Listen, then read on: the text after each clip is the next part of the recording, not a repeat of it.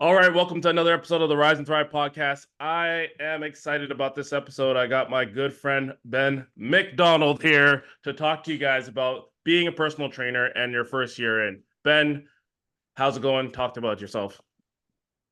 Mate, it's all going well. Can't really complain, man. And it's a pleasure for me to be here. And when you say, "Oh, my friend Ben McDonald," like I appreciate you, brother. So yeah, excited to be here, and let's see how we can rock and roll and how I can help the people who are listening to the podcast. There we go. So, Ben, I want to introduce you, but there's so much history in terms of you. So, I want you to just talk about yourself in terms of because you've been in the industry 30 plus years. Okay. Correct. So just introduce yourself in terms of what you've done for the last 30 years. No, I'd say not the last 30 years. How'd you get into the industry when you first started? That's what I want to know. So 30 years ago, what was Okay, that like? that's it. That's a good place to start. Yeah, it was 30 years ago. I've been involved as a coach in the industry for 30 years and a professional personal trainer for like 20 years. So if we go from that point as far as like, because there was no qualification, like there was no call for any qualification when I started as a boxing coach. I'd be coaching people in the gym, in the boxing gym that I sort of went to. So as far as it goes, when I got into personal training, the reason that I got into it, man, was it was a passion. Health and fitness was a passion. I've done tons of stuff over the years as far as competitive sports go, but it's a real passion of mine. My uncle at the time, my grandfather, should I say, he was an ex PTI in the paratroop regiment in the army, so a physical training instructor. So I found that sort of really, he was like a bit of a nutter, like he'd hang upside down in a set of gravity boots and he's doing all it. I was like a little kid, but I was like, this is brilliant. So I was always super interested in that. And my uncle was also a PTI in the paratroop regiment. So I remember speaking to him about it and saying, like, listen, I'd love to get into the personal training side of things. And he really put me off, man. He just said, there's no money, like, don't bother. Because I'm an engineer by trade. So it was like, oh, okay, well, I'll go down that route and go down that path. And then that was the thing. Working class Manchester, man. It's not like go and get a job as a personal trainer. It's like get a trade and that'll set you up for success. So I did that, went into the trade as an engineer, got qualified, all that sort of stuff. And then when we had, my daughter was younger, so probably around, what would she have been? She'd have just been maybe one or 2 years old. We went and moved to Rome in Italy. So we lived in Rome and we lived in a place, we lived in Rome for a while in a place called Piramide. And then we moved to a place called Vitigno, which is in between Rome and Ostia on the coast. So we were there for about a year, I'd say, and then we came back, and I started back as an engineer, and I bought a car, man. Right, I bought a car for £200. So £200 car, absolute banger. Do you know what I mean? So absolute banger of a car. So I'm in the car in the morning, and I'm driving over the hills on the highway. And as I'm driving along, I'm going pretty quick. And I can see the traffic backing up. So I'll go like this as I'm driving along, boom, and I put my foot on the brakes. Car goes, bang, and flaming screeches like across the highway. I'm like, what is going on? So I managed to get it off the highway onto a slip road. And I'm stood there, gets out of the car. It's raining, man. So early morning, about 5 a.m., it's raining, it's cold, and I've just nearly died, right? And I'm stood there, looking at my car, and the flaming brake pad had grabbed the caliper of the car at the wheel, and it had just sheared it straight off the wheel. So the brakes were on one side, but they were on the other, but nothing for them to grab onto. Do you see what I mean? It just took it off the wheel. So I just thought, I'm gonna go personal training. So that's when I decided to do my certification. So I did that, and about 2 weeks, it was like a 12 week face-to-face certification, which was the gold standard in the UK at the time. I did that qualification, and about 2 weeks before we were due to finish the course, my wife says, I'm pregnant, so we're having another baby. I was like, brilliant. So it's there's nothing like the news of a new child to sort of light a fire under your man. Trust me, I know. I know you know all about it. To build a successful business. So that was how it all started, mate. Wow. That is a interesting origin story. Because I hear when people get into the industry, and a lot of people get in different ways. And I like how it's genuine. 'Cause I find when people get in genuinely with a passion, that's what is the longevity, that equals the longevity that you need to last in this industry. So let me ask you a question. In terms of, you have a diverse sporting background, what type of things have you utilized to influence the way that you train clients? I think for me, I'm more of an action based, not extreme sport guy, right? But Yeah. more of an action based type person, and more of a I'm not a team sport guy. I like individual sport where I'm reliant on myself to be successful or unsuccessful. There's no one else to blame. It's just you. So as far as the carryover into the way that I train clients, it's just having an understanding that I am like, I've got an head like a flaming bag full of squirrels, man. Do you know what I mean? It's just like, Yeah.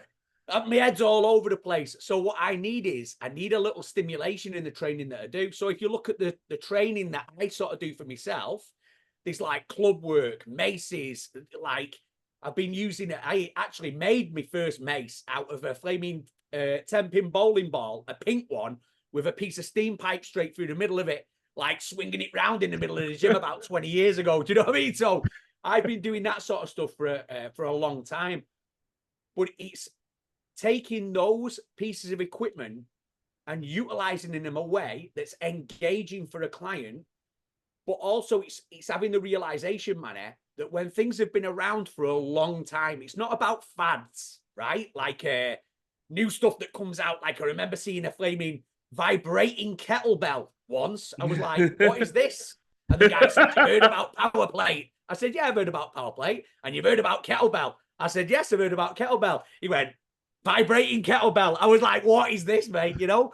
So if it's been around for a long time, like medicine ball, club training, maces, kettlebells, dumbbells, barbells, like anything like that, combat sport, throwing, running, jumping, any of that sort of stuff, I think this is effective for not only the overall result, but the overall organism, the health and wellness of the organism, which is the human being. So I think anything that you can integrate that's been around for a long period of time, that's interactive and engaging for people, it sticks. You don't have to do it all the time, but it sticks, man. It keeps people interested and engaged in the process.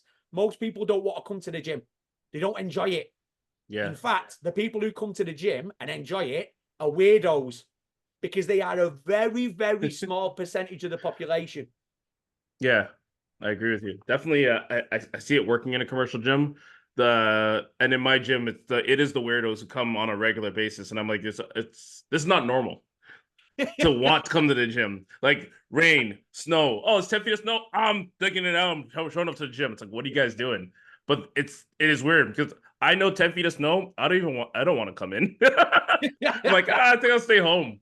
Now, definitely, it's I agree with you on that, because I found a passion for kettlebells recently, and I was showing my team it, and they didn't realize how difficult this is. And I'm like, this thing is collecting dust in our corners, but meanwhile, if you actually learn how to use it, you'll get a great workout.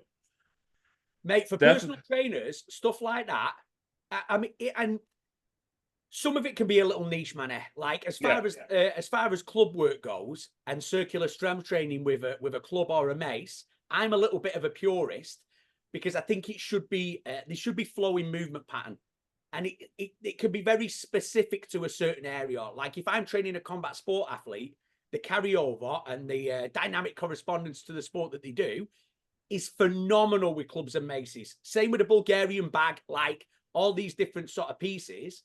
For the average Joe, I mean, doing like there's a better tool for doing a bicep curl with than a flaming club. Do you see what I mean?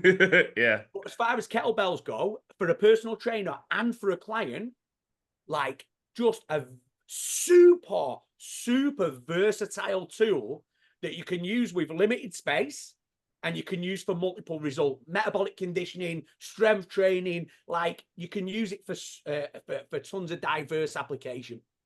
Yeah, I agree with you. So back to like you first started, you've seen a lot of new trainers come into this game. What qualities do you think are essential for personal trainers to effectively train elite athletes versus beginners? Elite athletes are easy money. Yeah. Elite athletes are super straightforward because they're motivated. Yep. You know what I mean? You say, Yep. here's what we're going to, it could be the most boring thing in the world. And it can be super repetitive. And if it's going to give them 1% improvement, they will do it. And they Yeah. will not veer off course. So they're super straightforward to train, man, believe it or not. Most of them have a ton of talent already. Yep. So they've been training for years and years. All you're doing is taking something and just refining a certain component. Like for me with combat sport athletes, what I used to do, I'd get them on the pads, and I'm not a technical pad man. I'd get them on the pads, and then I'd be able to see where the deviation is.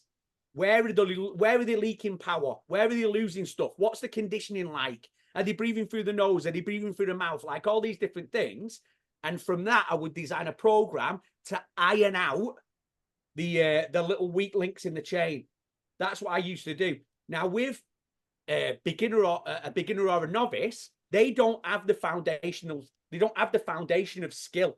They don't have the and it's not negative, man. It's not a bad thing, right? It's just what I see. So they don't have the solid foundational fundamentals of body awareness and movement. Like they have no capacity for it. Not all the time, right? But a lot of the time, that's what you see. Also, as I said earlier, they don't want to come to the gym. Right? Yep. So it's like, so what you've got to do is you've got somebody who's not really aware, who needs repetition of movement in order to perfect the movement, right? Yeah. But also doesn't want to be at the gym, so doesn't want to be repetitive with what they do. Do you see what I mean? Yep. So you sort of caught between the rock and an hard space. With a pro athlete, man, the only thing that they do is train, sleep, eat. Done. Pete. Yeah. But for a beginner, novice lifter, they've got work, kids, stress, like all these different things that come into play. So their performance and the capacity that they have, it varies massively from day to day. So I think as trainers, what we've got to do is, it's a fine line. With a beginner or a novice, the key thing for success with them is just getting them to the gym, man.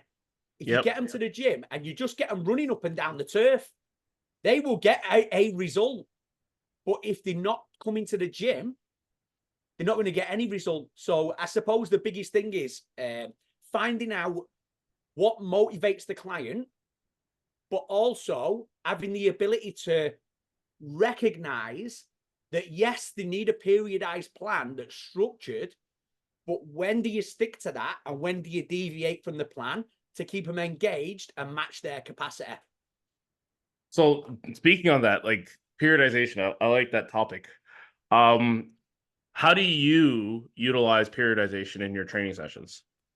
Mate, there's tons of stuff that you can do. Like, so much stuff that you can do. People get wrapped in sets, reps, rest period, like all these different program variables.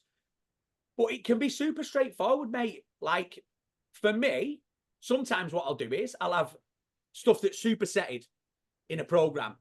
Sometimes if it's strength training that I'm doing, I might drop it out of a superset and pop in same exercises, but now it's just a straight set with rest period so that your nervous system can recover. Sometimes what I'll do is we're going to do a little metabolic conditioning, same exercises, but we just go and just put them in a flaming giant set. Do you see what I mean? So just having the ability to vary stuff with the recognition, man, that people do need a periodized plan, right? The closer you get to your genetic potential, the more you need to focus on the periodization and the progressive overload and planning of a program. When people walk in the gym and they're so far away from the genetic potential, you could literally have them doing anything. Yeah. And they would get a result. As they get closer to the genetic potential, that's where you've got to be like, okay, now we really need to track. We really need to sort of tweak things on a regular basis just to keep giving the small stimulation for the biggest result or biggest change that we can get. Yeah. So how long do you think that when you, on the average, when you see people come in, what's the length of time that you would give for a new trainer looking at this before you switch up or looking at genetic potential? I know the answer, but this would be more for the question that I would think that someone would have. Depends on where they're starting. And this is like, you know, the flaming, like the go-to answer, man, is it depends. Right? You know what I mean? I knew the answer already. So it's just having the ability to find out, like, for some clients, they come in, man. Let's say you've got somebody who's a marathon runner, right? They walk in the gym, their cardiovascular potential or genetic, not genetic potential, but the cardiovascular system is like, it will be on point, like as far as aerobic capacity goes. But the movement and the strength, the range of motion, like all that sort of stuff, that's a totally different story. Do you see what I mean? You may get somebody who comes in who's a strength athlete. Like they've been lifting heavy for an X number of years, but they've not been working to a complete range of motion. They've not worked on the mobility. They've not worked on the cardiovascular fitness. So what you've got to look at is, what is the area that needs the improvement? That'd be more the question that I'd sort of ask. So when you look at it, you've got to have the ability to assess each area, because everybody needs all of them, man, within reason, right? Unless you're a flaming high-level professional athlete. Issues start when people live in extremes, man, right? Yeah. So if you don't do any training at all, that can cause an issue. Yeah. If you do, let's say if you don't lift any weight, let's start there. You don't lift any weights, right? Can cause an issue. You lift too much weight, like you're always doing 1 rep max in strength training, right? Yeah. That can cause an issue. It can beat you up over time. Yep. You don't do any cardiovascular training. That can cause an issue. You do a ton of, like you're running a marathon every flaming morning before work. That has the potential to cause an issue for you. So you've got to just find out what the client's overall objective is and go, whip, like, give them what they need and straight down the middle. Don't live in an extreme either way. And that's where you just got to find the sweet spot, mate. So it really, I know it really does depend, Manny. My apologies. Oh no, I agree with you. And hearing it, I always hearing it from another person, another person that's been in the industry for so long, people need to hear that, like, it's over and over again, because a lot of times they're on social media and they're on TikTok, they're on all these different platforms. They're seeing people changing up things, trying different things, doing weird things in the gym, and they're like, "Oh, I want to try this with my client." It's like, why? Because of I saw it on. It's a trend. And I'm still not understanding why you're adding it to your client's session. Like, what is it going to do for the client? How is this relate to back to their goals? How's it going to help them? How's it going to help them get results? Period. Like, is it, you can show me how it can help get results? Go ahead, go do it, have fun. But if it's deviating from the course of action, don't do it. There's no point. Mate, what trainers tend to do, man, right, is the stuff that's going to have the biggest result for a beginner or novice lifter is the fundamentals, right? Yep. Like the stuff that they're doing already, that'll, if you can optimize it, they will get a ton of results. So stuff like sleep, breathing mechanics, like all these different stuff like that they do already. Everybody sleeps, everybody breathes, hopefully, right? You know what I mean?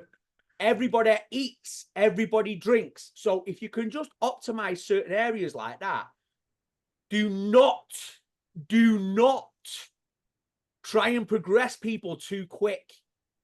It's recognizing that the nervous system adapts the fastest.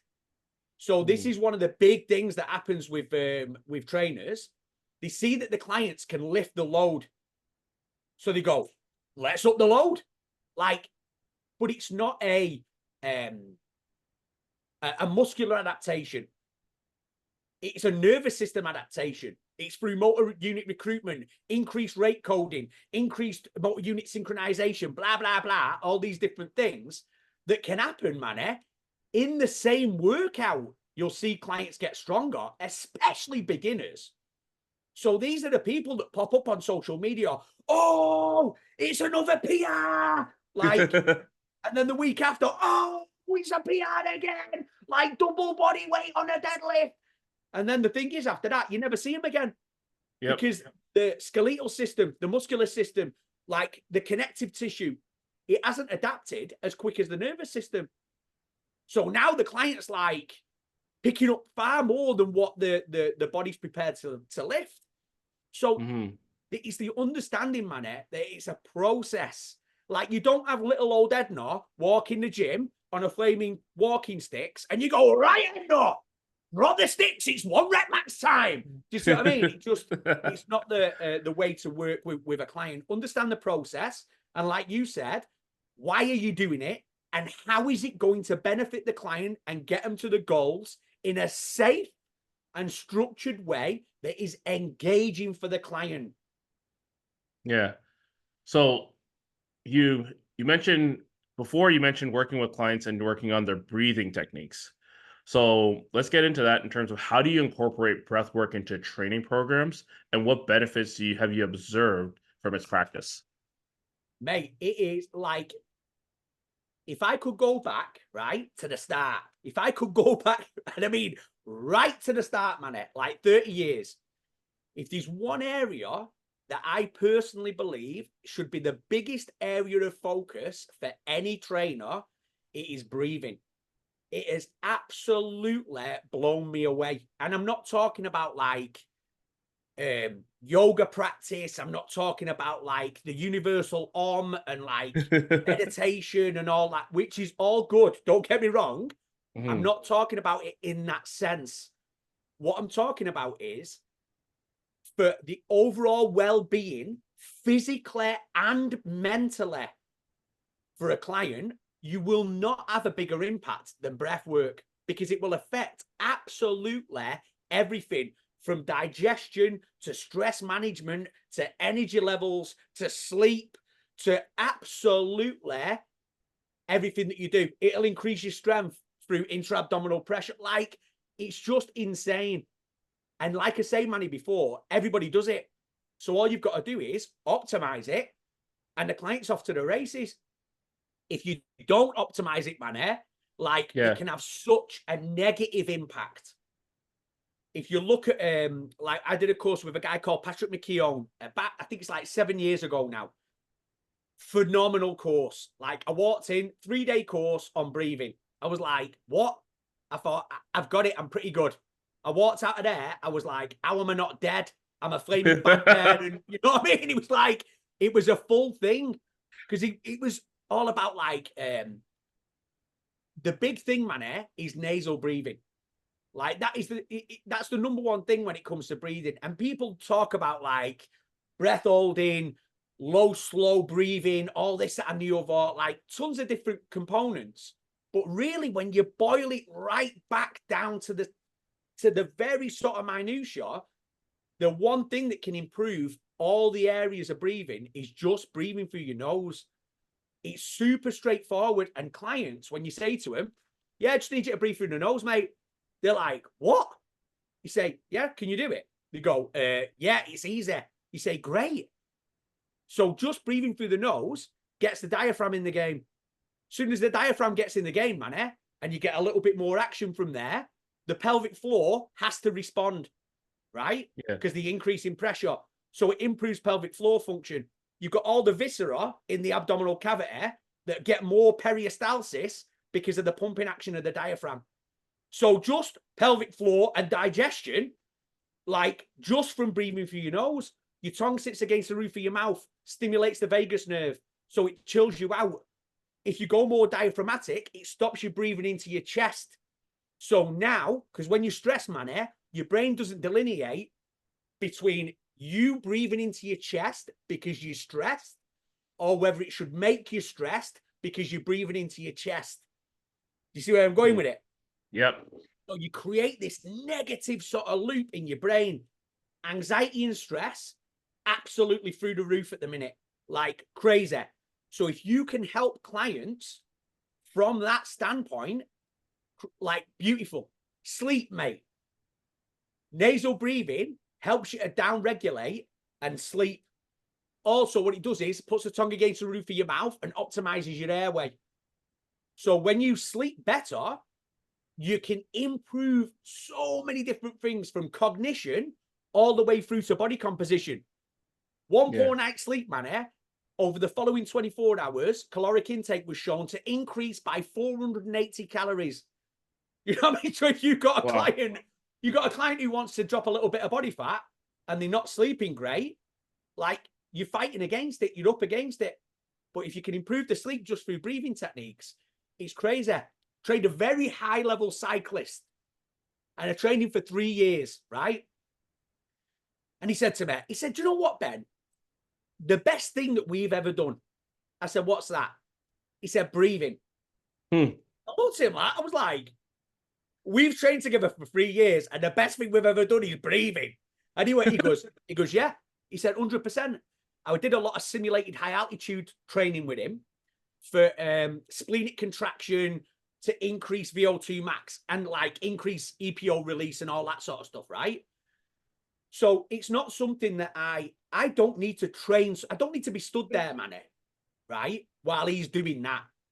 He gets a flaming SpO2 monitor on his finger and I show him how to do it and he does it himself. Is there a process that he needs to go through? Yes. We need to make sure that they have the capacity for it in order to do it, but I don't need to stand there while he does it. So for him, he said he has all the monitors, man, like speak computers everywhere when he's doing his stuff. You know what I mean? He said he can do the same workout or the same cycle thing, right, that he did previously, and he can do it in a full heart rate zone lower than what he used to do. Wow. And he said that it was not through the training, it was through the breath manipulation. So it has transference, brother. Honestly, man, like one thing, if you want to make a client feel successful and you want to see a ton of improvement and a massive impact, that would be the one thing for me. I want to say that's the one thing that trainers often forget, because when they start training clients, they go right into like, all right, let's see you move. All right, let's see you do this. Let's do this. And they start throwing on the machines. And then the client will ask, so how do I breathe? All right, so just breathe in, breathe out. Okay, cool. And they just keep on going. And they don't spend a lot of time talking about like diaphragmatic breathing, the importance of breathing, lowering cortisol levels, lowering stress levels. Like they don't talk about any of that. And I want to say it's probably because trainers, there's a lack of knowledge for trainers in terms of the importance of breath work, but also like there's not a lot of videos out there, not a lot of YouTube videos out there about breath work. So therefore, there's a lot of people not getting information on it because of the fact that there's not a lot of people talking about it. Yeah, there's a market for this. I think we do it to ourselves, Manny, eh? Like, I think the way that the fitness industry is going at the moment is there's a perception of like an elitist sort of environment where it's like, you know, it's like a big secret. It's like, I've got to do X, Y, Z, you know. People look on social media, they see people deadlifting 3 times their own body weight, walking on their hands, like doing all this crazy stuff. And it's not, man, it's not negative when I say that. I'm not saying don't do it. But if you're a beginner and you're looking at that sort of stuff, it creates, it's not achievable or attainable for people. Yeah. So what happens is when somebody comes in to see you, then you've got to say, yeah, oh, we need to do so many reps, so many sets. We need to do X, Y, Z. You know, stimulate this and blah, blah, blah, blah, blah. You need to drink so much water and you need to eat green leafy vegetables, base your meals around protein. You've got kids, you need to get up an hour earlier so you can meal prep and all that sort of stuff. It's like, actually, here's what we're going to do. You walk in, you're a little stressed out. I'm going to give you a strategy to down-regulate so that so that when you feel that stress, you can sort of drop out of it. This was done by blah, blah, blah. The guys in Brazil, double the exhale breathing, 5 reps. It'll flip you from sympathetic into parasympathetic and it'll chill you out. Every time you start feeling stressed, that's what I want you to do. And you can give them more strategies where it's like put the tongue on the roof of the mouth. You can hum on the exhale. You can do all these different things to really drop you into a sympathetic state. A parasympathetic state. Yeah. Now that What's is that? adding to the client's life. Yeah. So what is that one thing you just said? So let's walk through that. How's that look like? What, as far as that one breathing thing? Yeah. Yeah, no problem, mate. So when you are fight or flight, man, right? When you fight or flight, everything just drops offline. Like your body's only thinking about one thing, and that's, well, 2 things. Either fighting or flighting. Do you know what I mean? So Yeah. originally, man, that served humans well. Also, coupled with that, human beings have a negativity bias, right? So a negativity bias is like you see a bush rustling, right? Yeah. You think, I'm not going over there because there might be a saber-toothed tiger in it. Do you see what I mean? So when we were sort of evolving, when we were, I want to say growing up, but not when we were growing up, like our ancestors, it served them well. But now the negativity bias, mate, plays a massive part in anxiety and all that sort of stuff and depression because people latch up. The brain wants to grab negative stuff and really focus on it, right? So you have a bias there. When you are sympathetic, also what happens is you're in this fight or flight response, your frontal lobe drops offline. As well as having the negativity bias, you've now got the frontal lobe drop offline. And I explain it like this, man. Have you ever had an argument with your significant other? Yep. People go, yep. You say, and about 20 minutes later, you thought, oh, I can't believe I forgot to say that. And if I'd have said that, I'd have got him. Because what's happened is when you're arguing, you go fight or flight, your frontal lobe goes offline a little bit. So you've got clients, man, who walk in the gym. I would say, and this number I'm just pulling out of thin air, right? But from my personal experience, I would say probably 70 to 75% of the people that walk in a gym as a client are a little more fight or flight than rest and digest. And that's probably like on the low end of the number. Yeah. So what we do as trainers is we try and have conversations with people where you're asking them to think about things like, this is what I can do for you. This is how much it's going to cost. This is this. And you're expecting people to be able to think laterally, but they're too stressed. So now what you say is you go, yeah, so this is the technique, man. Long story short, this is the technique. So obviously it's all nasal breathing. Yeah. When you nasally breathe, your tongue sits against the roof of your mouth and it activates. You've got a sweet spot on the roof of your mouth, which is connected to your vagus nerve. If you're interested, if you want to find out where it is, you go like this, N, N. And when you say the letter N, wherever your tongue hits the roof of your mouth, that's about where your sweet spot is. So your tongue sits on the roof of the mouth, stimulates the vagus nerve. When you do a double the inhale, exhale, that's correct. So let's say you breathe in for 2, and people get wrapped in numbers, man. Like, you don't need to. If you're breathing for 2, you exhale for 4. If you're breathing for 3, you exhale for 6. You can start off breathing in at 2, exhaling at 4, and if you feel like you're down-regulating and it's getting a little easier, then you can start to inhale for 3 and exhale for 6. All nasal. What that does is that will automatically flip you from a fight or flight into a rest and digest. The research was done by some guys in Brazil, and it showed that 5 breaths, man, just 5 breaths at that cadence will flip you from sympathetic into parasympathetic, and it'll down-regulate you. Now your frontal lobe comes back online.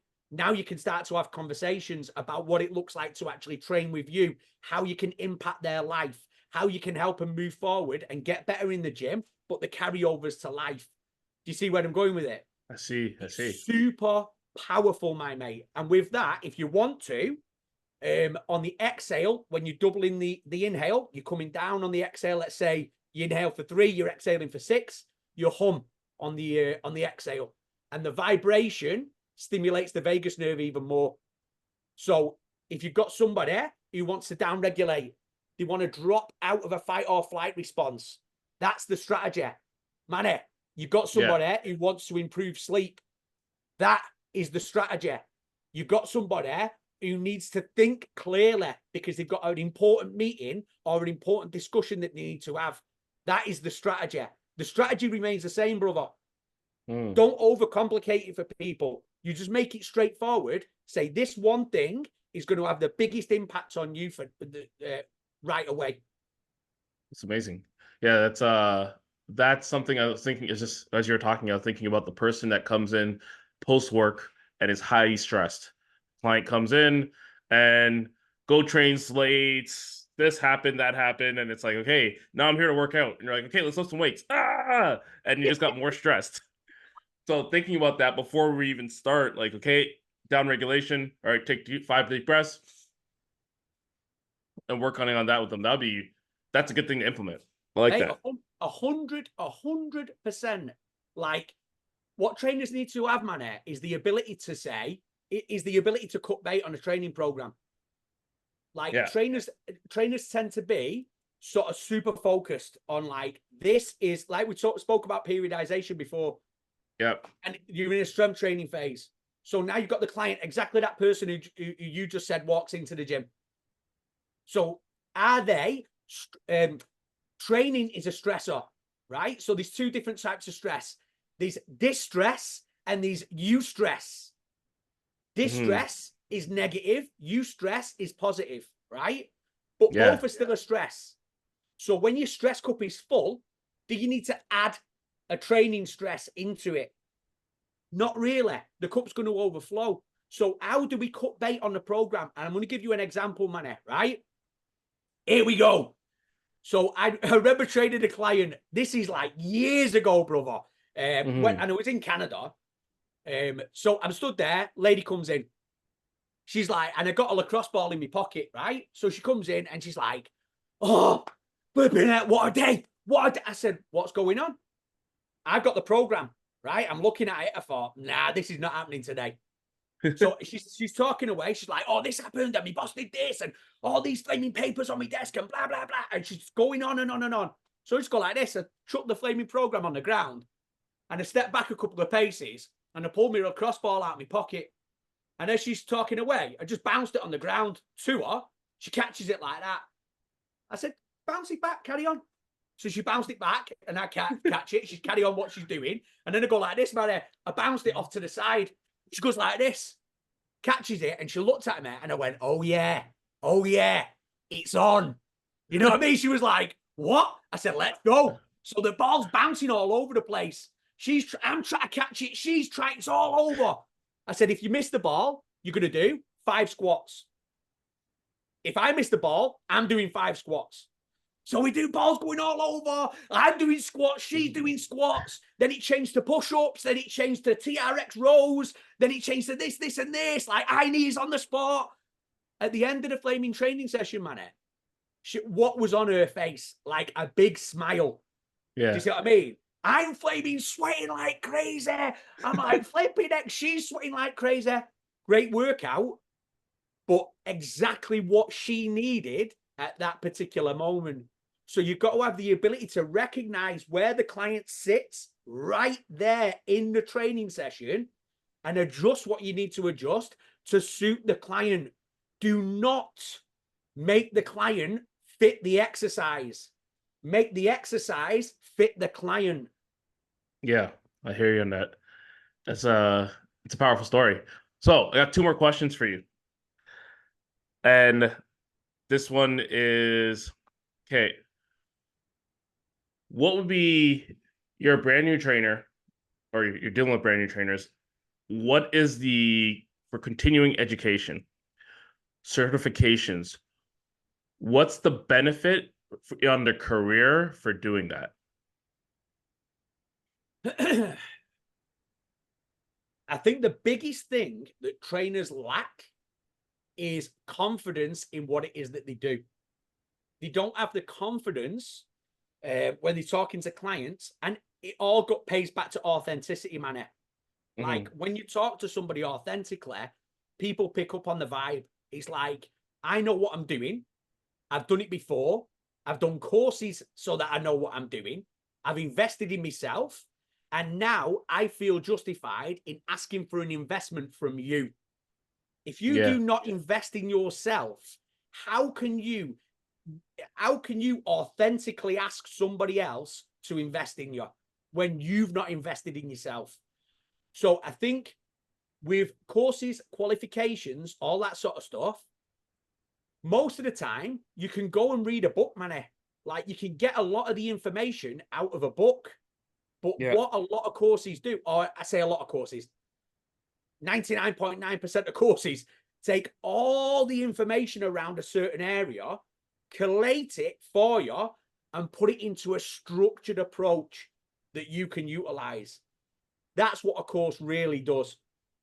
It gives you the confidence then to have a structured approach to the training, and also gives you the confidence or the authentic component that you are investing in yourself so you have the ability to deliver a better service to a client. So I think that's the sort of key thing. As far as which qualifications or which courses to take, really again, it depends, right? But what you've got to do is at first, and I think you were on that presentation that I did at CamFit, and of course, like everybody's like, "What is this?" Like, you look as a beginner, and this is what I meant by it, man. Right? As a new trainer, you look at the course that's going to give you that has the biggest application to the demographic that you're going to train. Do you see what I mean? So if you've got somebody who's like a new trainer, sorry, not a new trainer, a new client, they're going to be the new members in the gym. They're going to be the people that you're focusing on. You've got to do an assessment course so you understand how to find the capacity of the client. If you're going to be training bodybuilders, right, go and flaming do like a course on bodybuilding. Like if you're going to be training Olympic weightlifters, go and do a course on Olympic weightlifting. But you've got to understand that the application of the skill to the demographic that you're training, that's the key. So where's the biggest bang for your buck? When you get further on down the line, brother, and you've got like a ton of clients, the money's coming in, then instead of doing courses that you need for the application of your demographic, you do courses that are self-interest, that you think, oh, do you know what? I would love to specialize in this. And you can really dive into it then and do a little bit more niche stuff. Yeah, so that'd be my thought. I look at it and go, what's the demographic? Who are you training? What's the course that's going to apply to the majority of the people that you want to train? And do that first. Then refine the skill and sort of become a little more towards the tip of the spear. Yeah. So I always liken it to surgical interns. So surgical interns, when they start, they do an internship and they start learning from everybody. So they're doing neuro, they're doing cardio, they're jumping into peds department, they're everywhere. And then as they progress through the surgical internship, that's when they specialize. And I think it's not until they actually get their fellowship, that's when they specialize. It's a medical field. I laugh because in the personal training realm, the rules are not there. But we can see in other health fields where they've made like, this is how you can become successful. And us, we're like, all right, figure it out and we'll see you in 5 years, hopefully, maybe. But definitely, I think I definitely agree with you in terms of certifications and like doing the assessment course first, especially for any trainer. You graduate a kid, that's amazing. You got theory. All right, so show me how you're going to train this person. I'm going to train them like this. That is not an athlete. That's a person walking in. How are you training this person? and there is a gap. So definitely, I definitely think the getting the assessment course done and then going into another course and then going to specialization is the coursework that I see. Okay, last question. Just so we're not running out of time, but I want to respect your time. Can you share any memorable success stories of clients you've trained and what lessons new trainers can learn from these experiences? Mate, there's a lot, right? There's a lot from sporting performance, from professional athletes through to sort of beginners. The biggest ones for me, man, are where you see the emotional and mental change combined with a physical change. It honestly, brother, it blows me away. So I'm going to give you two, right? I'm going to Okay. give you two because these are, I think, are good ones. So the first one is a guy who were trained in the UK many, many years ago. When he came to see me, I think he was like, I can't remember off the top of my head, like 6'2", 6'3", and 11 stone. So what is that? That's I think there's like I think there's 14 pound in a stone. So he's like It's 140 pound. 14 in a stone, yeah. Yeah, so 140 pound. So absolutely like that. Super, super slim, right? Massively introvert. Lived at home with his mum, like not wasn't with anybody in a relationship or anything like that. So I trained him for a number of years. And at one point, he was up to still 6'3", right? I didn't stretch him or anything, man. Do you know what I mean? So he was still the same height, but he ended up putting on, and he was very much like an ectomorph, like super. You know, that was his genetic sort of makeup. So he ended up getting to about, I think he got to about 14 and a half stone. So I'm not too sure what that is now. He put on like, what, 40 pound, 40, Yeah. 40 odd pound of lean muscle mass. Mate, he was jacked and Wow. ripped. But it took a long time and we had to like really dial in everything, nutrition, training, recovery. We had to really be tight on it. But he went from that. He came out of his shell. He was he's now a partner in a company.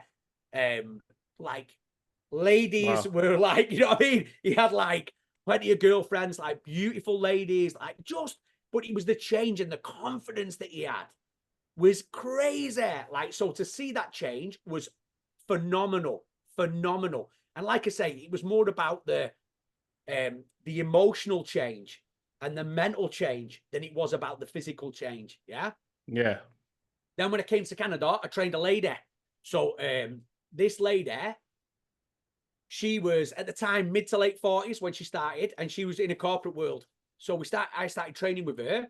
Never trained before, never lifted weights. Always makes me laugh because she was like so scared of picking a barbell up. Like we've done tons of kettlebell work, movement pattern training, all this, that, and the other. Built a cardiovascular capacity. I said, right, Monday we're going to be we're going to be picking a barbell up. So Monday she comes in and she says, Ben, I need to speak to you. I've not been able to sleep all weekend. I said, why? She said, I've been too worried about this barbell thing. You know what I mean? It's just funny. So she ended up losing, I think she lost 62 pounds Wow. of body fat and then put on, I think it was like almost, it was either 16 or 20 pound of muscle mass. Crazy. Like it was phenomenal to see. Like, and she's jacked. Yeah. But for her, mate, she was corporate. So she like left corporate, went and got a personal training certification, did a precision nutrition, like took a load of qualifications, became a personal trainer, ran boot camps, all that sort of stuff at 50 odd years of age, totally changed the direction that Wow. she was going in. Do you see what I mean? So it's like, it's understanding, I think, for trainers that it's not just the physical, brother, right? For some people, the physicality doesn't change. Like they might get stronger or they'll get like cardiovascularly more fit, but they may not change outwardly too much. It's the internal change. like the resilience that people can build, the confidence that people can build, like that is the power of what it is that trainers can do. It's not just like, oh, 1 rep max, you know what I mean? It's nothing to do with that. Also, man, it's the ripple effect that you have on people's families. It's like you've got Mm-hmm. people who come to see you, man, and you say this to trainers. It's like sometimes you feel like a therapist because Yep. you're talking. These people are like, you're talking to you about all sorts of stuff, recognizing obviously we're not therapists, but it's having the ripple effect where it's not just the person that's in front of you who you affect. If you get that person in a better place through, because the physical and the emotional, you cannot separate them. So if you get somebody in a better place emotionally, mentally, and physically, the carryover into every single the relationship that they have in their life changes. So it's not just the person in the gym, it's the impact that you've had on their life and the people that are in their life. And it's a positive impact that you can have if you want to be a health and fitness professional. Wow. Those are both powerful stories. And definitely that's something that I think when I met you almost 10 years ago, that was something that rung to me, going from being an enthusiast to being a professional, right? And that held me throughout these years of like training professionally and then also talking with new trainers. Like, hey, my goal is to help you go from where you're at to being a pro. Like, you want to be a pro? That's what we're here. We show up on time. We work, like creating these guidelines, like I said, creating guidelines that are out of thin air for what is the professional aspects of a personal trainer. What does it look like to be a professional personal trainer? And as I continue down this journey, and as we continue down this journey of helping the newest people walk into this place, hopefully they hear this type of stories and realize that you're bigger than you think you are, and the industry needs you. 100%, mate. 100%. Everybody brings something to the table. You just got to look at, man, Yeah. like, I love that what you said earlier. You've got to have a thought process, mate. You've got to have an understanding. You've got to know why you're doing something. How is that going to elevate the client? How is that going to make them successful? That's what people want. Success. That's all people want in whatever they do in their life, whether it's a relationship, whether it's health and fitness, whether it's a job. Like, everybody wants success. So understanding the why of what it is that you do. So for me, when I look at stuff like, let's say pad training, right? Mm-hmm. So for me, I'm going to be launching a new course, right? Under the McDonald Method banner. So it's going to be boxing basics. But what it's going to be, man, it's giving people the understanding that, yes, you do this, boom, boom, boom, boom, boom, like you're working a little bit of interactive, engaging. It's a bit of fun. It gets people tired, like they're doing all this different stuff. But, mate, it's far deeper than that. You're working on the physical and the emotional, but you're also working on the mental aspect. Like now with the relationship with cross-body training, right? And the Yep. carryover into brain function. So how do we improve cognition through pad training? Like Parkinson's disease. We can offset Parkinson's or help cognition with boxing training. Like the co-contraction, the depth perception, it lights the brain up. When you walk, man, your foot has a pre-activation before your foot hits the ground. When you punch something, now, once you get it, you have a pre-activation for the upper body as well. So I think that as we start to develop, or like speaking for me personally, as I start to develop these workshops under the McDonald method, like the boxing basics, it's going to be a little bit more of a thought process for people to understand the why behind what it is that you're doing and how it can help and affect in a holistic way, as opposed to just the physical. What you said earlier, Manny, about the people struggling with communication, building rapport and being authentic.